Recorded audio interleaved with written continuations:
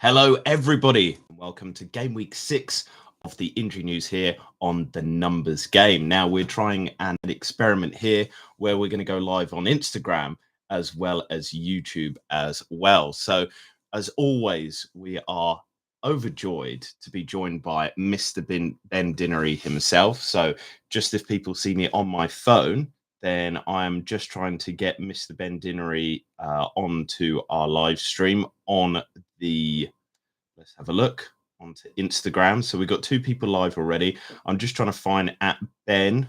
Let me see if I can find you. Or will it be under Premier Injuries? Do you know what you're... It will be under Ben Dinnery. Okay, let me have a look. Invite to podcast. Ben_Dinnery. Ben_Dinnery. That is very helpful. Let's hope this works. But as always, people will know that from the YouTube channel that you give great insight and information into the injury news here on the Premier League. It doesn't seem to want me to join you for some reason. So just welcome to everybody who has successfully joined. I am just trying to. What if I go on a numbers game and then request, and then you can accept? That might work as well. So apologies for the people on Instagram and on YouTube. We're just trying out this, and hopefully from next week it'll be a lot easier. But as always, we're going to be giving you the best information for the Premier League game week ahead, game week 6. So you're going to have some information with the betting data and the projections and things like that, but also you're going to be having the most up-to-date information with the injury news as well, and I think that will be particularly helpful with this game week. And there you go. So Ben should be coming through now any second onto our Instagram, but let's go into it then. Ben, how are you doing this week? And just before you came on, you did very well at kind of just shuffling the numbers game t-shirt in the background there. You are the perfectionist and you wanted it to look as beautiful as possible. All about the aesthetics, J-Mac. Yes, been a good week. Good week, mate. Obviously, we've had the Carabao Cup fixtures and some European matches thrown in there as well. So it's been a busy one. That accumulation of games through the week has meant that we've had a slight delay in press conference. We've had just 3 on Thursday, which means we've had to try and sift our way through 17 press conferences, 8 of those all kicking off at 1:30 this afternoon. So there may be 1 or 2 little tinkering still to go, but we've got a pretty good handle on all of the major talking points heading into this game week. And I think a lot of the injury news as well is kind of knowing the context of them as well. So, for example, we're going to get on to obviously Liverpool, Alexander Isak, and you said last week that he'll be managed, but also you can't expect too much output at the moment because obviously he is, a player that hasn't had much pre-season. And then Bukayo Saka obviously was a bit of a shock inclusion last week because of the injury to Noni Madueke. And so obviously in the game weeks ahead, we're probably going to see a bit more game time from Bukayo Saka, probably a little bit sooner than we expected. But yes, so let's get into it then. And let's start off with the early kickoff. And that is obviously going to be Brentford versus Manchester United. And so just on screen, we've got the information here for YouTube. Obviously, if you're joining on Instagram, you can head over to YouTube and follow us as well. But I'll talk you through some of the data as well. So first of all, it's projected that Manchester United should win this game at 47%. But as always, Ben, start us off with the injury news of the home team Brentford and then go on to Manchester United as well. Yeah, pretty much as you were. Keith Andrews managed his squad very well in recent times. And so the treatment room has steadily been emptying during his tenure, during these early weeks of the season. We've got a couple of long-term absentees with Paris Montgomery. He's working his way back from a hamstring injury. He will be reintegrated with the first team from next week. We also have Gustavo Nunes. He's had an injury-blighted career since he joined the Bees, but he will be taking part in games with the Bees B team.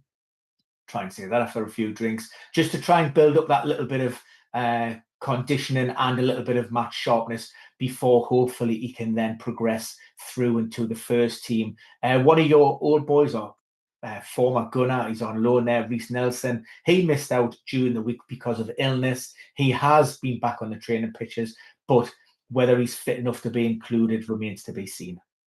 And yeah, so going on to Manchester United, they're obviously travelling down to the capital there.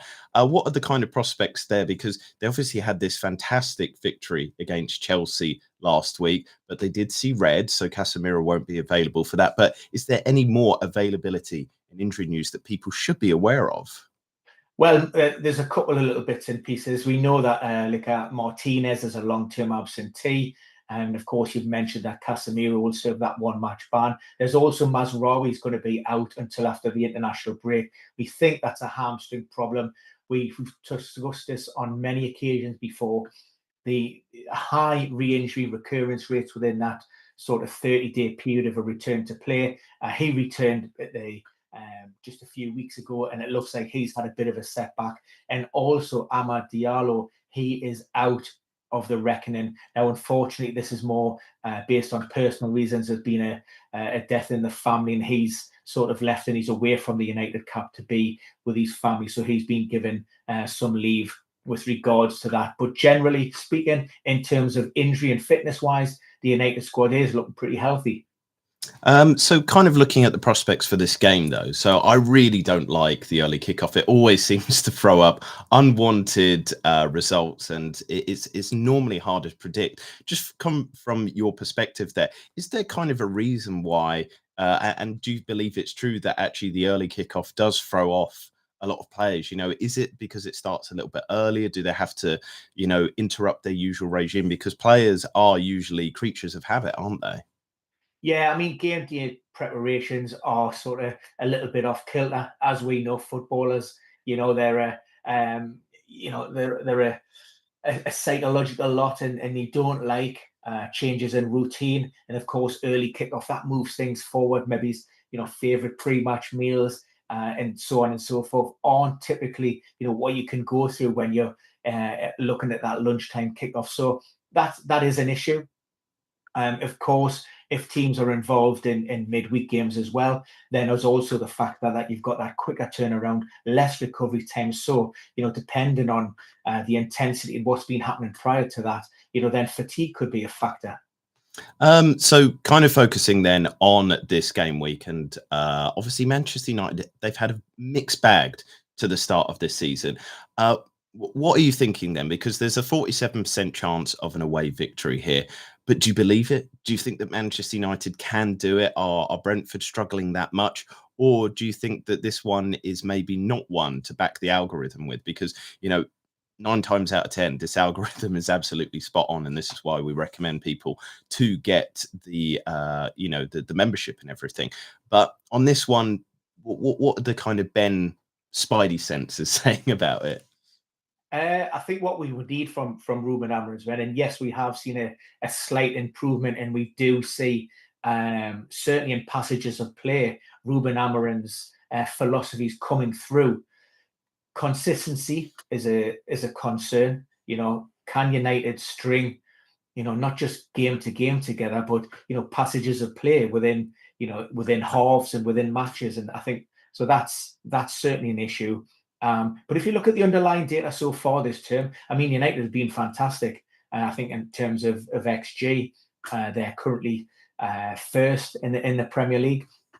So what if we see a United team that can come anywhere near and performing like that underlying data suggests they can, then I think it's going to be a very difficult afternoon for Brentford. Of course, they're unbeaten at home. United have only picked up 1 point away from Old Trafford. I'm not, as confident as maybe the algorithm suggests. In terms, I think that's quite a fairly meaty 47%. Yeah. But I think it could, again. It wouldn't surprise me if United came away from the GTEC Stadium with a 1-goal victory. Yes. And just kind of looking at it as well, I think we have to comment on probably Brian Mbeumo. He's been very unlucky. Looking at it, he's got the second best XGI in the Premier League this season. He just seems to be oh so close. And yet, it just doesn't seem to be working every so often. Confidence obviously plays a factor in it, but I don't think he's lacking confidence. The fact that he's taking on those sorts of shots, like the one he took against Manchester City, and obviously Gianluigi Donnarumma was doing brilliantly to save that. I don't think any other keeper in the world would probably save that. So do you think coming to the G-Tech Stadium, is this going to be a boost for him? Will he want to impress in front of his his old fans, or reverse? Is this going to be maybe a bit emotional for him and might actually affect him? I certainly think there's going to be a bit of emotion there. You would hope, that the Brentford fans, give him the respect that he deserves. He was a great servant to the club, done really well there. It was an opportunity, to move on to bigger and better things in his eyes. And, you don't want to, hold anybody back in their career. I think it's always good to come up against your former employers. You always feel like you want to show them what they're missing and what you're capable of doing, and maybe how you've moved on since leaving the club. So I think it's certainly incentivized. You're going to have that intrinsic motivation to just go out on the pitch and give that little bit of extra. He's been very unlucky, like you say. I think both Bryan Mbeumo and Bruno Fernandes, two of the top three in terms of that expected goal involvements. And again, that ties in with that underperformance for United. If those two players can click and start hitting, where they should be, then, I think Keith Andrews and Brentford are really going to be, could be in for a torrid afternoon. And so just kind of continuing with the analysis then, we're going to move on to the 3:00 kickoffs with the Premier League. And first of all, it is Chelsea against Brighton. And this one, again, the algorithm really favours Chelsea here. The home side, they're hosting Brighton, 50% likelihood of a victory there, as you can see on screen on YouTube. Just for people, again, on the Instagram, you can head over to YouTube and see all this data. But also, this data is free. All you have to do is head over to the Numbers Game website, sign up. And yes, anybody can ask a question. So we got OTF Khalifa Day. You can ask any question about the data on the Premier League and we will go through it. But handing over to you, Ben, here. Let's have a look at this fixture then. What is the latest for the Blues? Yeah, I probably have to take a quick look at the injury table or certainly the player availability table ahead of this one, because Chelsea have 13 players currently listed as questionable heading into this game. Of course, the headline absentee this weekend will be Cole Palmer. We've seen it. It was a late fitness doubt ahead of that Manchester United game, passed the late test, but after the early dismissal of Robert Sanchez, the two quick substitutions by Enzo Maresca, Cole Palmer didn't quite feel 100% with this ongoing niggling groin problems, came off around about that 20-minute mark. And now, while Maresca insists at this stage that Cole Palmer is not scheduled for any surgery, what he's going to do is just ease back on his load, give him an opportunity just to rest and recover. They've had a very busy summer with the Club World Cup, and hopefully we'll see Cole Palmer back after the international break. Elsewhere, we've also seen Tyson ruled out of this fixture, and Wesley Fofana, that was a concussion from the Carabao Cup. That's added on to the likes of the Levi Colwill out for the full season. We have Buonanotte, who cannot line up against his parent club. On the flip side of that, the slight bonus is potentially that we may see Badiashile and also Romeo Lavia back in contention. They have been on the training pitches working hard, but both of those players have had several months on the sidelines, and I would suggest that any involvement would certainly be coming from the bench, if any at all, at this stage. So just before we get on to the Brighton team news, we actually do go back here to Manchester United. First of all, Sam has asked, Ben, if you came up against your ex-employer, how would you celebrate? So obviously in regards to Mbeumo, what would you do? It does depend on the circumstances around the departure, but me, if I'm scoring, and by the way, I was a more defensively minded player as opposed to a striker back in the day. So I would be going for it. I'm not having any of this, these muted celebrations. It's about the here and now. And while I would have loved and really enjoyed my time at the club, like I say, this is about celebrating where I'm at now and where I'm hoping to go. And it's like everything. It's not personal. You should be able to enjoy the moment exactly for what it is. Without any real animosity. You shake hands at the end of the game, and you get on with it and you have a beer. Would you whip out one of those classic of kissing the new badge as well? You got to whip out the new badge. You got to show your loyalties. Again, it depends on the circumstances of how things were left. I'm not really one for kissing the badge. I must admit.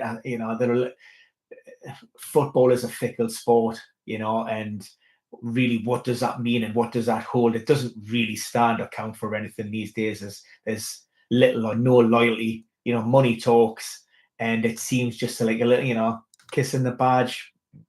I've never been a badge kisser. Yeah. Maybe it's a punch on the chest. That'll do. Yeah. Or the classic Shearer. You just got to put the arm in the air. Well, yeah, like I say, I mean, I could probably count on one hand the number of goals that I actually scored back in the day. So Shearer celebration, I probably even got to the stage where I actually didn't even know what to do. So I just turn around and jog back to the halfway line. You should be part of Mikel Arteta's set piece FC. You would have been absolutely hoovered up nowadays. Yeah, well, this is it. So Sam is impressed with your answer. He said, yes, correct answer there, Ben. We've also got a question about Martinez from Manchester United. When is he back? Khalifa here has said he misses Leacher. Yeah, I mean, the difficulty is, as with any long-term injury, and particularly reconstructive knee surgery for that ACL, you never want to take any chances, and you don't want to rush players back and risk the possibility of recurrence, re-injury, or setbacks. And you're always going to pick up little maybe knocks and niggles and soft tissue concerns, when you're being integrated. Ideally, there would be a few behind closed doors games, and then maybe an opportunity to play for the 21s, and then you're in the first team squad. So I think when we sort of start seeing Martinez in and around or being discussed around, the results involved in bounce games, we should have a better idea. But again, there's definitely sort of clear understanding about a player returning to play and a return to performance. Yes, and you certainly wouldn't expect Martinez to be coming back into that team, playing every minute and performing optimally. I think it'll be injuries permitting, and defensively, I think Ruben Amorim, does have a few options in that back line, so he can maybe afford to utilize like a Martinez, and gradually integrate him to hopefully, because you don't just want him back for 2, 3, and 4 games. Yeah. This will be an opportunity now to get him back in the team, get him playing some regular football, complete the rest of his domestic campaign, and then go on to the World Cup and have a successful tournament with Argentina. Yeah, and the thing is as well, just to kind of guide people back to the work that you do at Premier Injuries as well. You had a fantastic interview that we actually conducted together with the Stedman Clinic, just talking about ACL injury. So if people are interested in that, there's a lot of information there. So just don't expect a player when they're back from an ACL injury to hit the ground running. It actually takes a very long time. But let's switch back our attention to the Chelsea questions and answers, and also about the projections there. And just to remind people once again, you can send in any questions. We really enjoyed those ones there, especially the one from Sam about your not badge kissing, but your celebrations there, Ben. So you've gone through the Chelsea injury news, but what about the travelling Brighton team? Because like you said, they're Chelsea struggling for injuries. Do Brightons have the same issues? Yeah, I mean, there were 1 or 2 niggles from midweek. Yakuwa Minte being one of those. That was a niggling back problem that kept him out of the cup game. There was also Max De Super. That was a collision with an advertising hoarding. So he's missed the last 2 matches, both in the cup and the league, but that's a knee problem contact. He's fine now, so he come back into the equation. In terms of long-term absentees, we have Solly Marsh and Adam Webster, and also more recently we've seen that Jack Hinsselwood ankle ligament problem, which is, likely to keep him out until after the international break. So, generally speaking, again, Fabian Hertha has a fairly decent and healthy squad to choose from. So looking again at this match, the fact that it's a 50%, the algorithm really backs this one for Chelsea. But Brighton, they've kind of been a mixed bag this season. They finished last season absolutely storming. They were playing so well. And a lot of people expected them to push on into this season. Have you been a little bit disappointed with how the Seagulls have played? And therefore, do you think that this is about right, that Chelsea should have a very comfortable win at Stamford Bridge? I think Brighton are one of those teams that, can compete with any team on their day. It's just that little bit of consistency that they've been lacking, and of course, injuries have affected things at the beginning of the season. We've seen Danny Welbeck in and out, and Welbeck was fantastic last season. We've had Jorginho Rutter come back in to lead that Seagulls attack. He ended the last campaign with a long-term ankle injury, I think it was, as well. So you still have these players getting up to speed. We had almost that transition last season where, Brighton have got rid of a few players, then they started to integrate a few more in, and it's taken a little bit of time. There's a little bit of unrest with Carlos Baleba. He was heavily linked to Manchester United, and whether that affected him or not, he certainly hasn't been putting in the performances that would maybe expect during these early parts. But look, these players will come back, and come good. Mitoma is another one that we've mentioned, on several times during this podcast. So, listen, and again, I touch on in terms of algorithm and data and weighing things up. What I would say is there's always context around everything, and sometimes what you need to maybe understand is we've got a Chelsea team here without Cole Palmer, and that's certainly a consideration for Chelsea. And Levi Colwill as well, I'd say as well. He's a massive loss for the defensive line, and maybe that's why they've been conceding a little bit more recently too. Yeah, absolutely. Of course. I think Robert Sanchez has looked all right, barring that mistake against Manchester United. So he'll be coming back in, you would assume. And he'll have a little bit of a point to prove. Reece James, he hasn't been starting every game. Again, Enzo Maresca is looking to manage his skipper, who's had a horrendous, injury record of the last sort of 4 to 5 seasons. So, there's things dependent around that. We've seen Mark Cucurella on the bench in recent times. He's a firm fantasy favourite in terms of what he can potentially offer as an attacking wing back. João Pedro has looked great, but he's managing just a niggling little injury. So, there's minutes in and around that. I mean, I am leaning towards Chelsea as the algorithm is predicting, but again, I don't think it's going to be that sort of stone cold steamroller and that 50% suggests. And if Brighton do turn up and they put in a performance, then I think it's going to be a tough game. But I will lean towards Chelsea by a goal. Would you say that both teams are likely to score though? Because that is backed definitely by the algorithm at 59%. So do you think that maybe is where the wisest decision is to, if you're playing Fantasy Premier League, not to play those Chelsea defensive assets because they'll probably not get a clean sheet. And if you are involved in other ways, looking to avoid upset and just backing that both teams to score instead. Yeah, absolutely. That would be the call from me. Both teams to score looks to be a solid and a sound bet. Okay, so let's go over to Crystal Palace versus Liverpool. And I'm calling it now. I'm, nailing this. And I said this obviously in the video as well, so people can check out our predictions video on the YouTube as well. So just go over to that. I think Crystal Palace are going to upset Liverpool here. It's at Selhurst Park.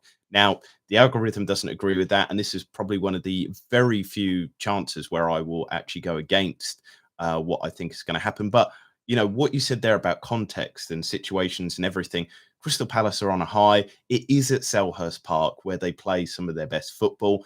Also, Sarr is going to be back into the team, which I think is a huge boost there, unless obviously you have some countering evidence there, Ben. But let's go through what the news is for Crystal Palace first of all, because I think Sarr is confirmed to be back for this weekend. Do you think that he's going to be straight back into the team though, because he is a talismanic and creative figure there?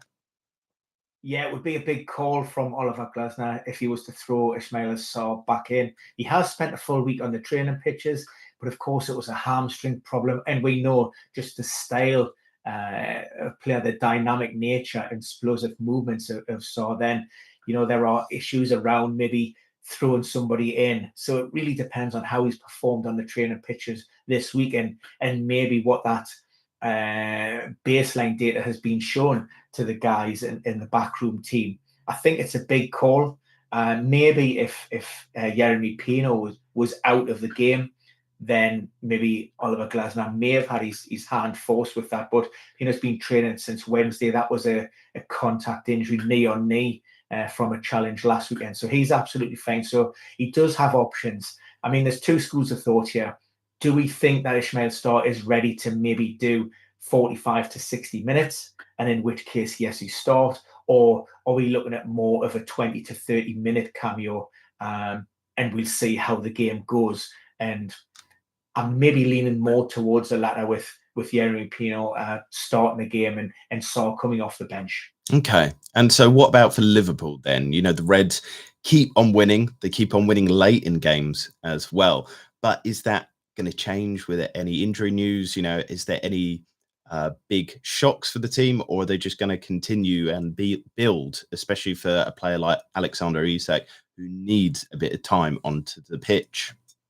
Yeah, I mean, I don't think, Liverpool have been great this season. They've managed to grind out results, and I suppose for Liverpool and Arne Slot and the supporters, that's a great thing to have, where you're winning games, but you're nowhere near at full pelt. So I think that's the worrying thing for the rest of the league.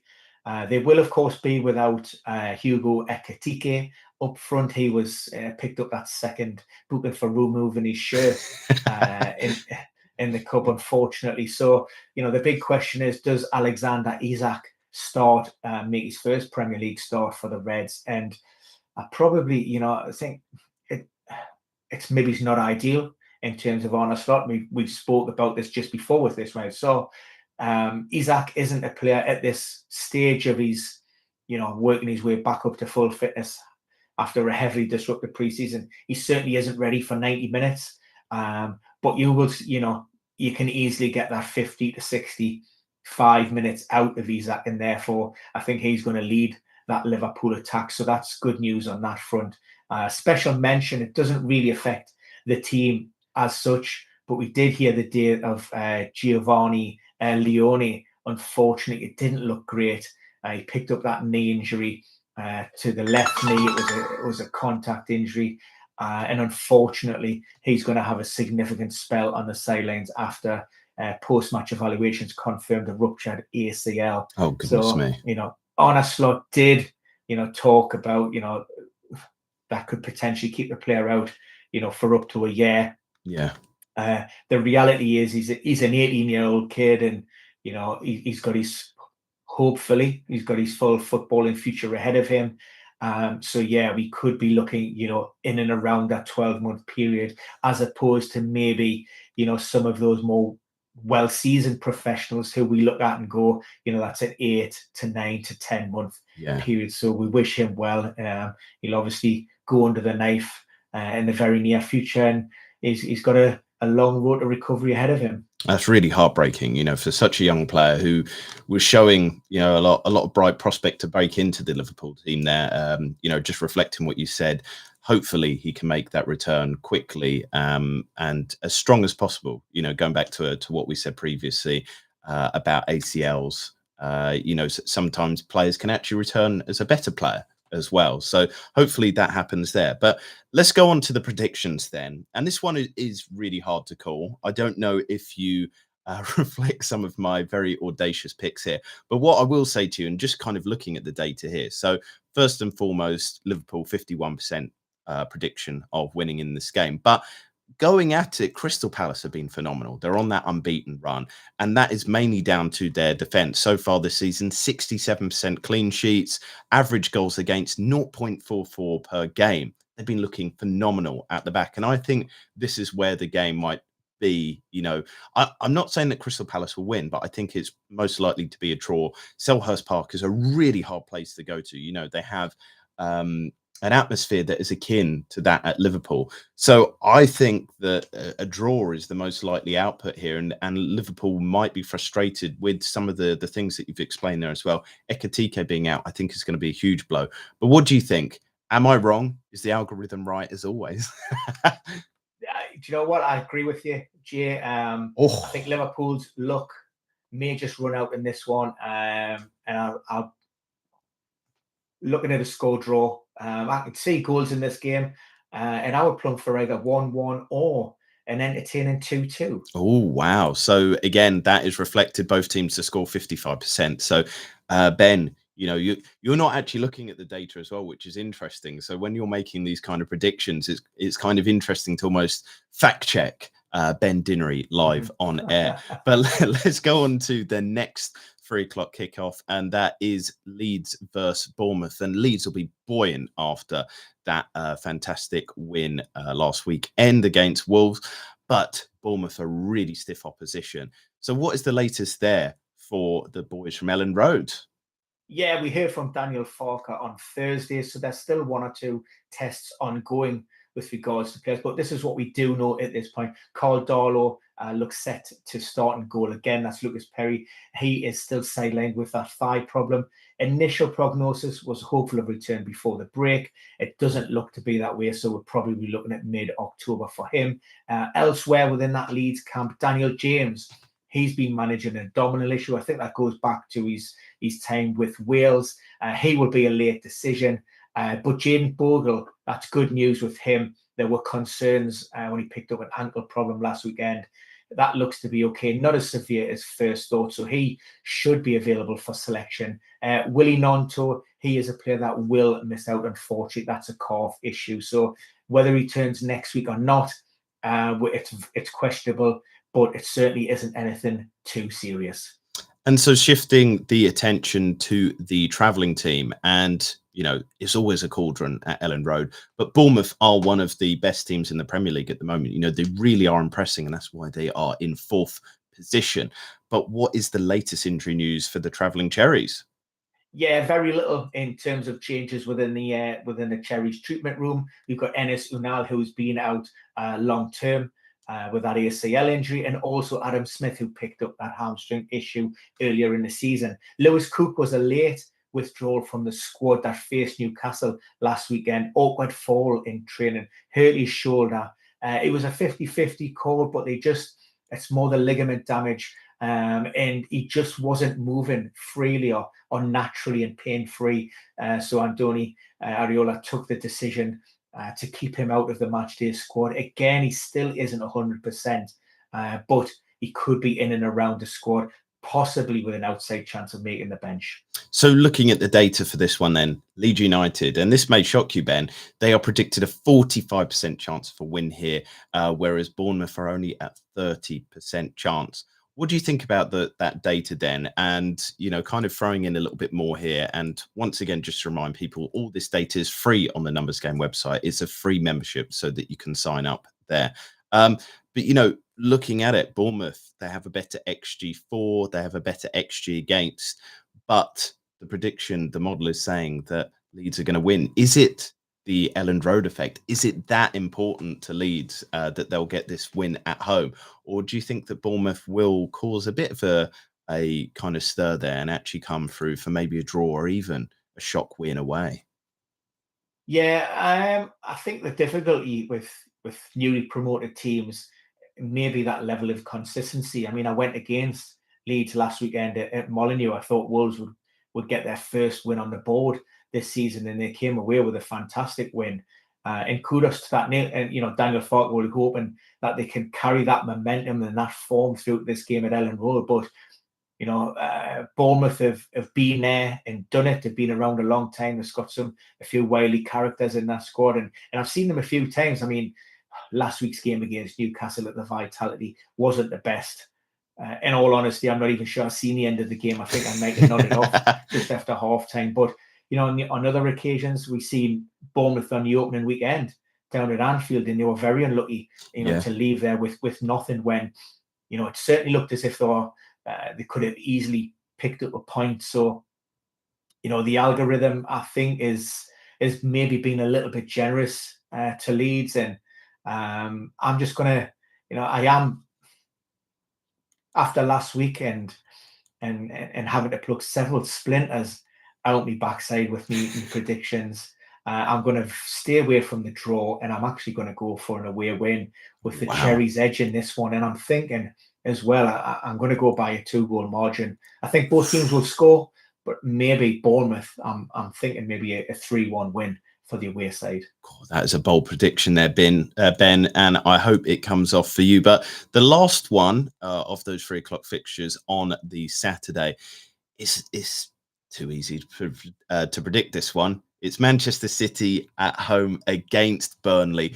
A massive 76%. I don't know if the boys are watching and if they can check if we've ever had like a prediction higher than that. 76% likelihood of a win there. Burnley just an 9% chance of a win away at the Etihad. But should any injury news disrupt the citizens, or actually could there be some positives as well? Is there a likelihood that Omar Marmoush might be back? That there are a few players knocking at the door there. What is the latest there? Yeah, the talk all week has been with regarding the fitness of Erling Haaland. He missed out in the Carabao Cup, but that was purely more of a precautionary measure. We know following his withdrawal last weekend that he's been managing this niggling sort of back complaint. He has trained. Erling he's fine, he's fit, he's available. The question is, and if you ever want a stone wall banker, then this Manchester City team this weekend, this is it. If you go back over the last 10 meetings between the two teams at the Etihad, I think the goals for column is 40 for Manchester City. The average 4 goals per game over the last 10, and Burnley have only responded on 3 occasions. So whether you're gambling, whether you're fantasy football, everything, I think every man and his dog will be piling into both Erling Haaland and City. I see nothing other than a home win. I think there was occasion a couple of years back where City actually went, it was either 3 games or 4 games in a row that they won 5-0. And for me, I think we're looking at least 4, possibly even 5 for this one.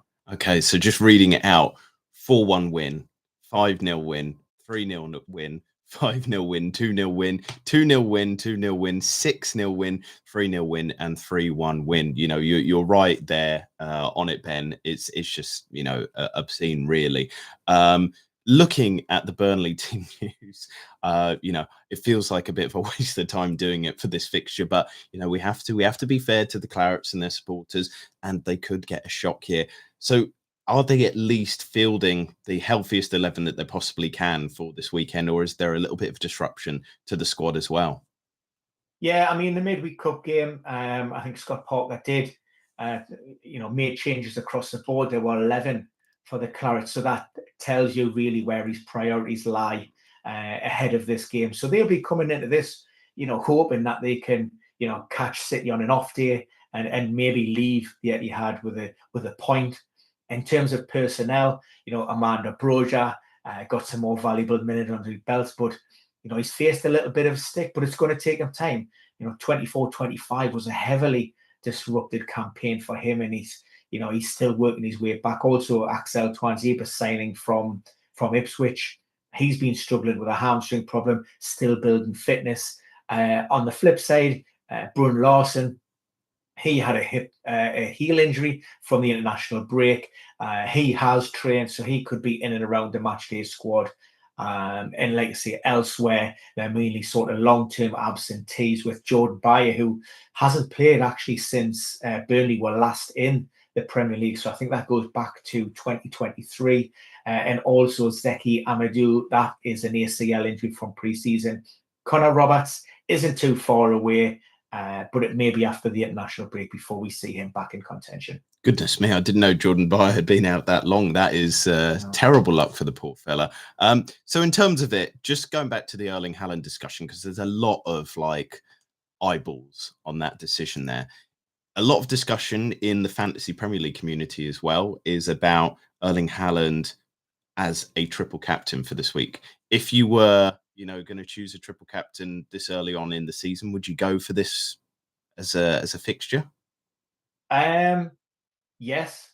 My only concern, if City were to go 3 or 4-0 up, and somehow Erling Haaland wasn't one of those players who had got two, and hadn't got on the score sheet. As soon as this game's done and dusted and put to bed, I think Pep will be looking to Erling Haaland to protect him and bring him off. Really?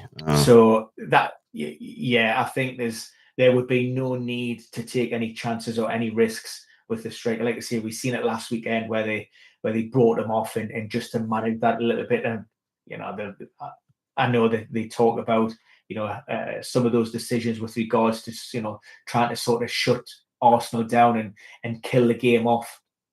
But also there was an element there that Erling Haaland had been struggling, and that's very much the case. So if City do go 3 or 4-0 up, then like I say, you'll want Erling Haaland off the pitch on that bench, and you want to protect him for bigger games coming up.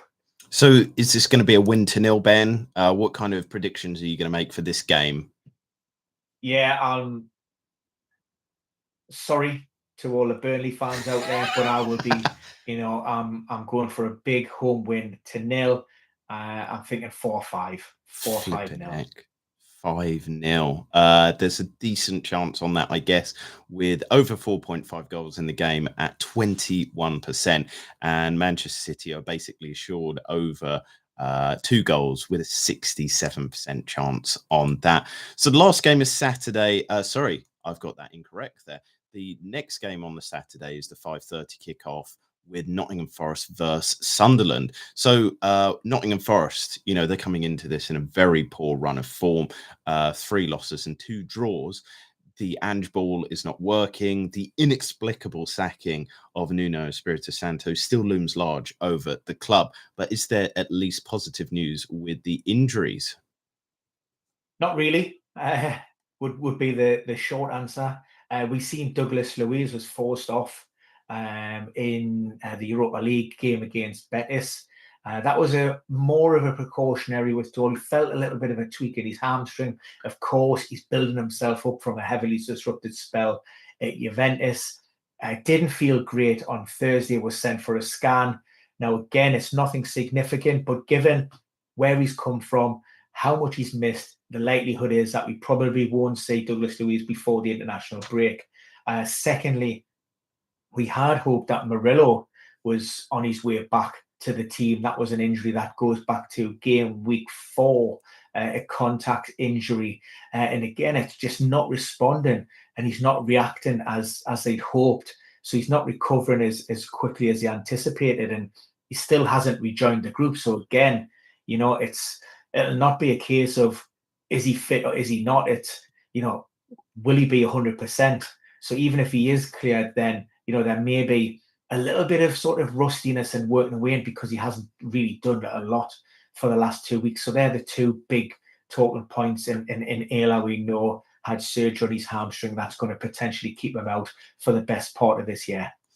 So let's switch focus on to Sunderland, who are really doing well. They've done a fantastic job with recruitment.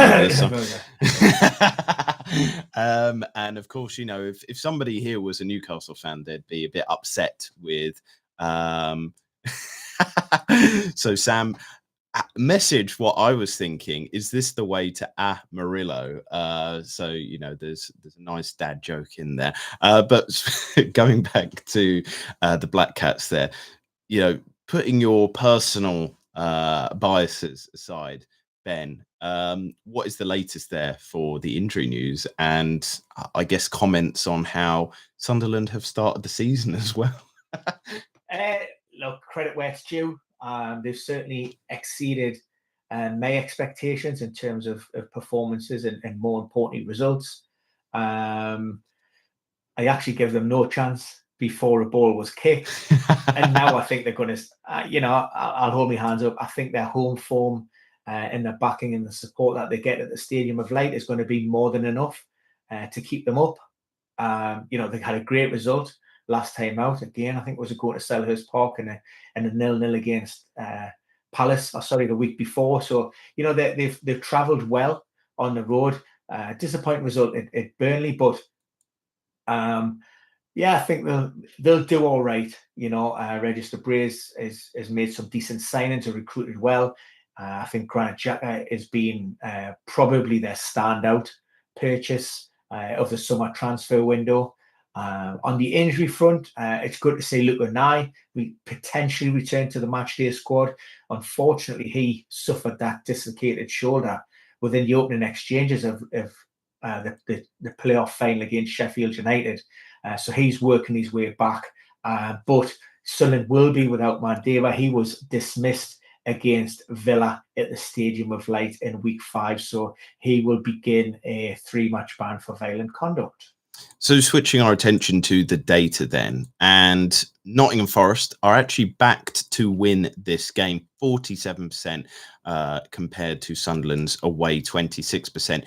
Is this the home effect though? So, like you said there, Sunderland, they seem to be a different beast when they are at home against their fans, but away, what do you think about, Forest's chances there? Is 47% good enough? Is 47% chance the likely outcome here? How do I put this across by not sounding like a Geordie commenting on a game that Sunderland are involved in? Again, I think we're seeing passages of play which are more akin to the Ange Postecoglou footballing philosophy, and they're a lot more open, expansive, and attacking and entertaining. And I think that gives them a chance. But on the other hand, there's always an opportunity for the opposition, to get one in as well at the other end because of the way they play and Ange has come out and openly said, I'm not changing anything. So I think it's a big game. They're coming obviously from the back of that European tie midweek, traveling back from Spain. They've done okay, certainly in that opening 45 minutes. There's a lot of discussion around who's going to lead that Forest attack, whether it would be Igor Jesus or Jesus, I'm not really sure, or Chris Wood. You've got the player who's really been performing, who's been outstanding for a couple of seasons, or you've got the new kid on the block, Igor, who's been, who is in red hot form. I think he might go with Igor. And I think for that reason, I think Forest will win 2-1. Wow. Big call again. So let's focus our attention on the last game of Saturday, that late kickoff at 8. 61% chance there for Tottenham to beat Wolves. I kind of agree with this. Wolves have no chance in this game. But is there any injury news to disrupt the Lily-Whites, who are on good form at the moment? Long-term absentees all remain the same. There's a couple of players who missed out midweek, one of those being Ben Davies, slight knee issue. He should hopefully be back in contention. There was also hope that Dominic Solanke would recover from that ankle injury. Again, he's just not responding. I think Thomas Frank referred to it as being a tricky ankle injury. Elsewhere within the team, there's nobody really that's threatening to start. Papi Sarr, had a slight thigh problem that kept him out midweek. He'll be back in the squad, but it's pretty much as you were with the rest of that Tottenham team. Just going to bring it back very quickly because we have a question here from GV. He's asking, why haven't Morgan Gibbs-White and Callum Hudson-Odoi clicked yet? What do you think on that? Because they did have some good performances last season.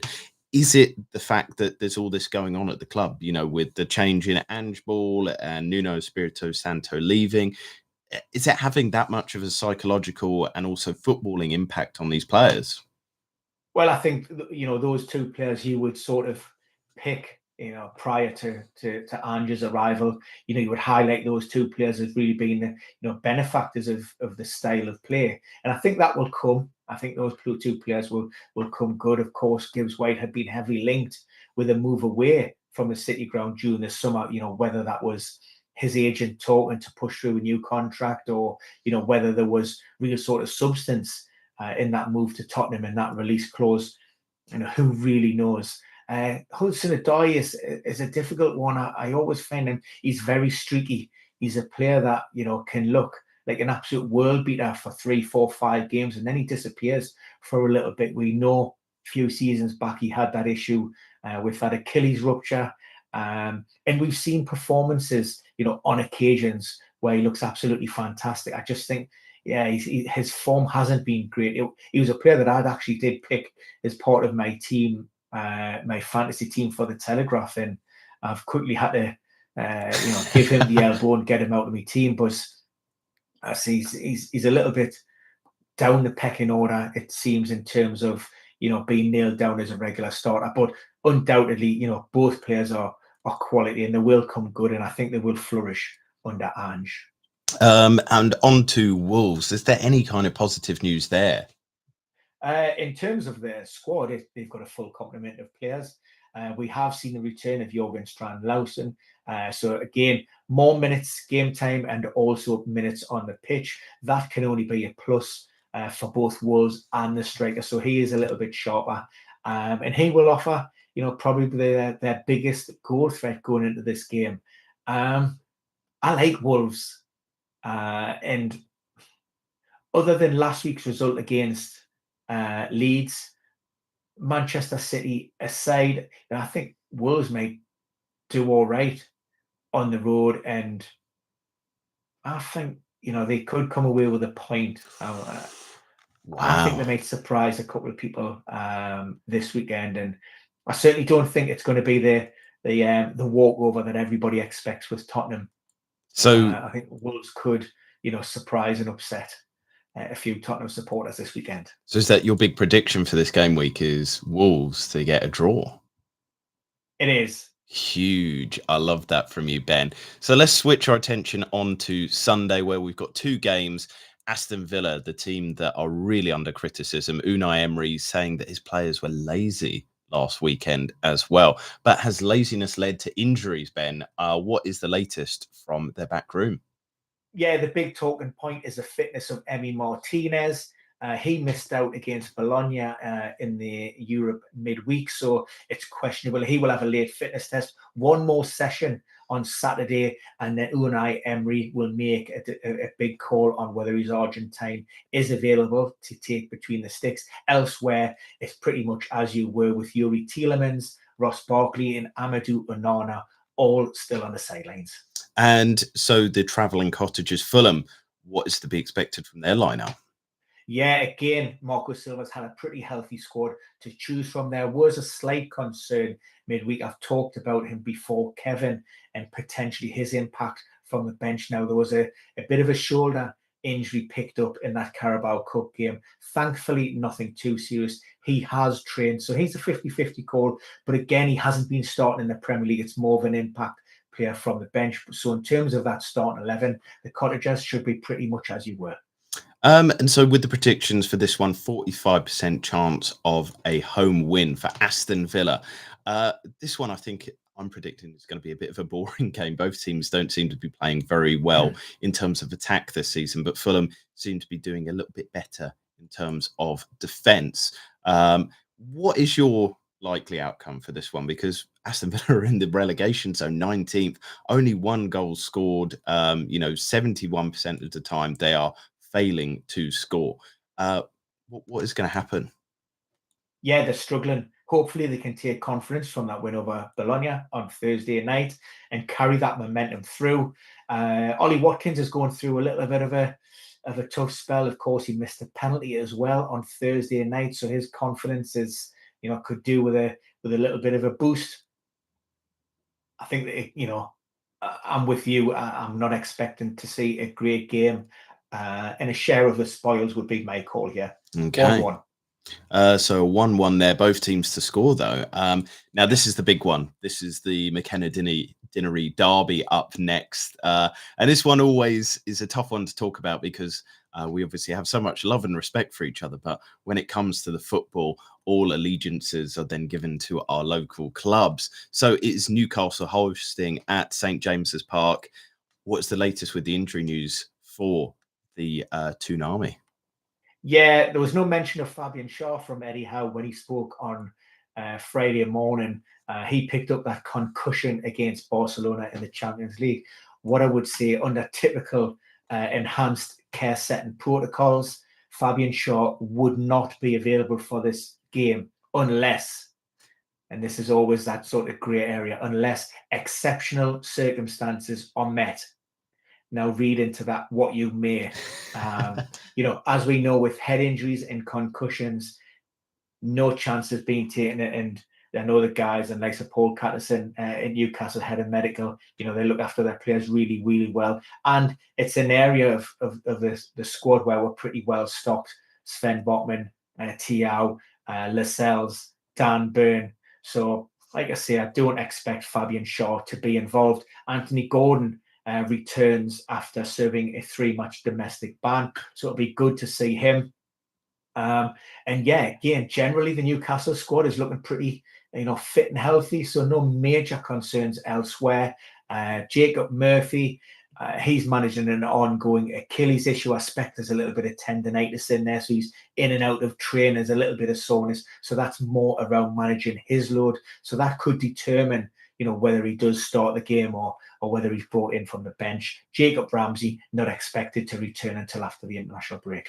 And so switching our attention to Arsenal then, and I think it's been well reported, but just to remind people, there was the huge blow of the loss of Noni Madueke, who's going to be out for probably 2 months there. But is there any news, positive or negative, that Arsenal fans or any fans need to be aware of around the Gooners?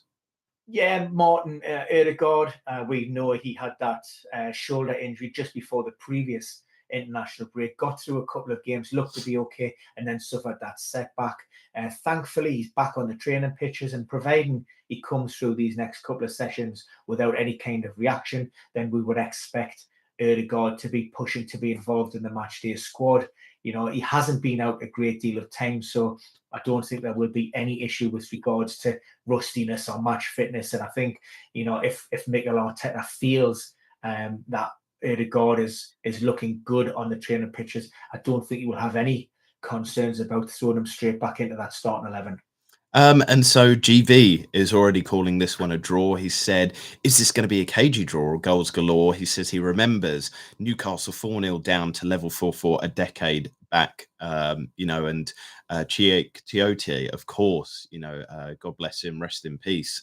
What a fantastic goal to get Newcastle. I don't know if that was the one for the draw or just to get them back involved with that game, but I think that was the fourth one. Wow. To get us back into it. So really special goal. What a day. Yeah.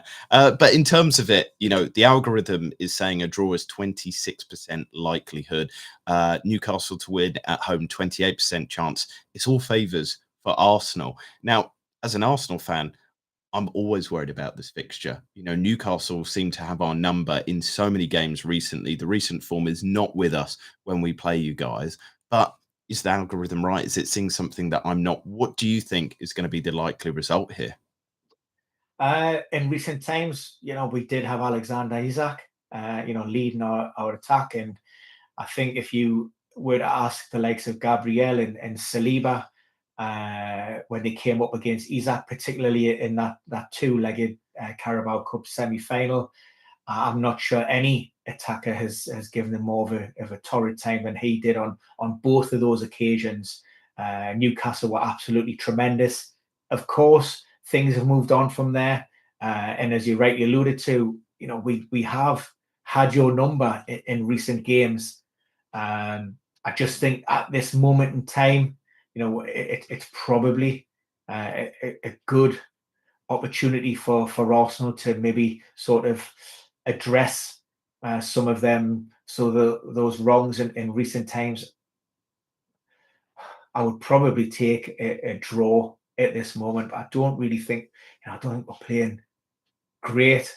I think we're going to have to maybe, we've seen in the Champions League against Barcelona, I think we're going to need another big performance in terms of really working hard, and then we're going to have to sprinkle some real moments of quality, to break down that Arsenal team and to get a goal. And I'm not sure at this moment where things are just settling down, I'm not really sure we have that, in all honesty. So I'm hoping for the draw, but I could see Arsenal leaving St James's with a win by 1.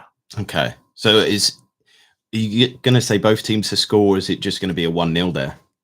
Um, I'm hoping for 1-1, but that's me heart.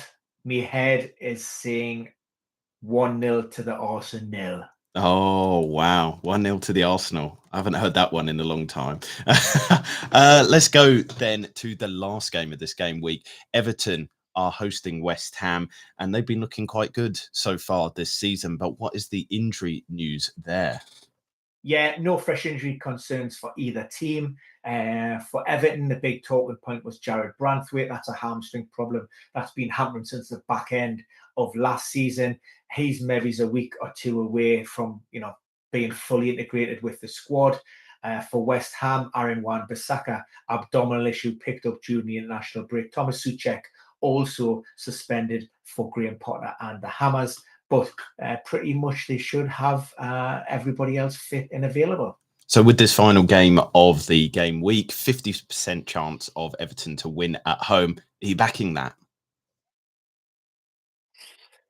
It would depend. This would be price dependent by the odds compilers. If it was something that would appeal, then yeah, I would certainly be leaning towards Everton. We will really see, West Ham players and their thoughts on Graham Potter, and are they playing for the manager? Do they want him to stay in the job because he is on borrowed time? And if West Ham don't get a result at Everton on Monday night, then you fear for Graham Potter's job. So yes,